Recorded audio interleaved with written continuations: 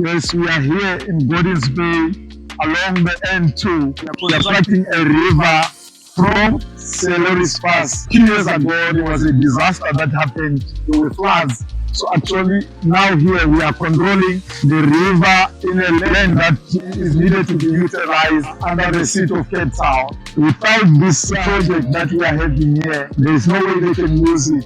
So we are constructing this like a bridge sort of having a river underneath that will be running. Me and my team, we are doing all the river that you see here on this project, the structural strength, the engineering of the structures, heavy big structures. That is what we are doing here.